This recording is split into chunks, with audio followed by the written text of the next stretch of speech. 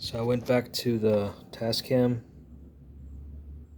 I looked at the manual. I lost it a long time ago. I haven't used this in a couple of years. Um, I had to lay out with tape everything that the manual indicated. Did, I haven't I haven't looked at it in a while, so I'm gonna start using this again. And yeah, back to tape. I think this is gonna be the master deck, and this is gonna be my console. 12 channels. Patch bay. I still don't know how I'm gonna configure this. This is gonna be my control room. My control room volume. I guess anything that I want to patch in here. Anything that's any kind of audio or external device. I'm just going to be patched in through here. I got my console, my vinyl player. Yeah, that's basically it. When I started recording, when I first started learning to record, this was the thing that taught me how to do it. I would use the mic line, the mic inputs. This was, when I started making my first demos, I would use mainly this input. I guess you would say I was recording in a linear fashion. Basically putting in track 1, then 2, then 3, then 4. Sometimes I would work backwards from 4 to 1. Eventually learning how to bounce. It took a lot of effort and was very noisy because I guess I wasn't using this how it was intended, was individually applying isolation between the tracks. I wasn't doing it wrong, but it wasn't. I guess I wasn't using this feature. I was bleeding tracks one to another. It's actually how it's indicated in the manual. That's how I learned how to bounce, because I read the manual and it said to use this feature, which was the stereo input and output of each track. But I guess you can isolate each track by putting this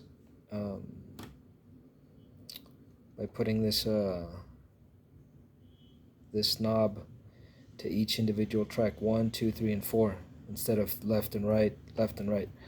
Anyways, well, I'm gonna go back to using Tascam. This is my main deck, my main master deck. 4 tracks of analog. I haven't depended on mainly analog in a long time, so it's gonna take some effort, I guess, like it used to. Yeah, this says I'm using a mixing console in the sub-in and amp to speakers. So I'm using this as my amplifier for my speakers. Am I using Tannoy? These are the smallest ones that they have of this reference or serial or model. I really like these. They're good for the apartment. This came with a DBX. I got this on eBay. TAC X10R. It came with I think this is a DBX. Yeah, it's a DBX unit. It's like some compressor style mastering recorder. No, master compressor. And well, yeah, I guess this is gonna be the main deck for a while. I don't know what else to say, but other than, yeah, I was using this completely different. I was always using stereo input or mono input, and then developing anything around any EQ or anything was being bounced from track to, what the bouncing wasn't, is usually I would record 3 and 4, sorry, 2, 3 and 4 and bounce it to 1, and then develop my rhythm track from my rhythm track would end up in 1 and 2, and then put some other guitar and melody. It's usually just guitar stuff.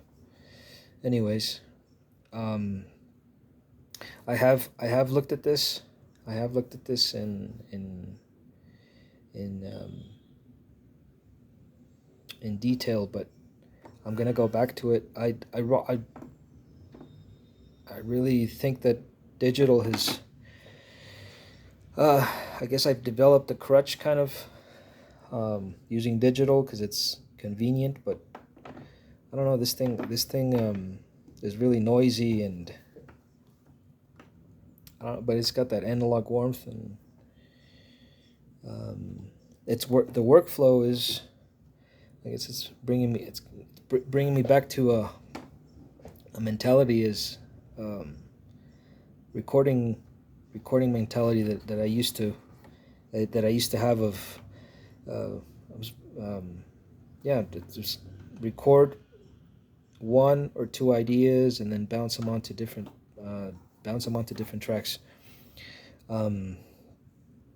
This thing I got I got this, I don't know, like 13, 14 years ago, 15 years ago.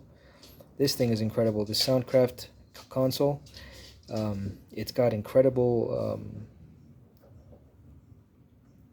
amplifier on every track.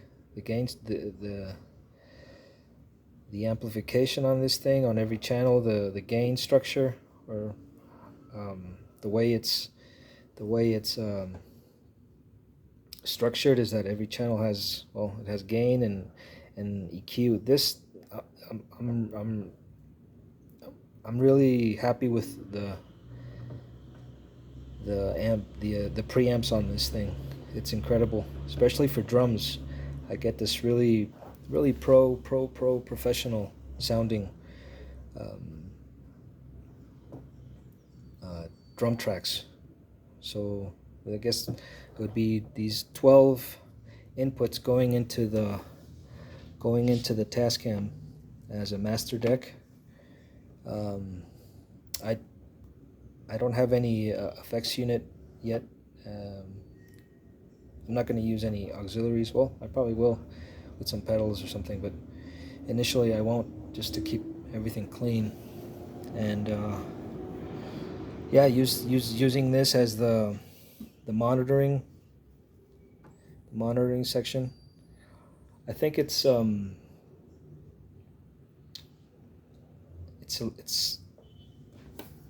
lot different when you bounce from analog into the computer. Even though it's really noisy, this thing is really noisy when it goes into the computer, and you got to do a lot of adjustments and volume adjustments, and not so much EQ, but it's more volume, and it's a little kind of delicate. But going into this thing, it's a whole new world for me. I haven't really learned how to master from cassette to tape. I've approached it once, and it was really loud. It wasn't noisy. It was just really loud, and I have this EQ unit. I gotta hook it up. This EQ. It's a Behringer EQ. It's similar to this, but I guess from the same series or line of rack unit EQ. I think that's what it needed last time, was some heavy EQ on the master recording. Anyways, I'm learning how to use this cassette to tape, to reel to reel. I've approached it once. It worked, but it wasn't really how I can see how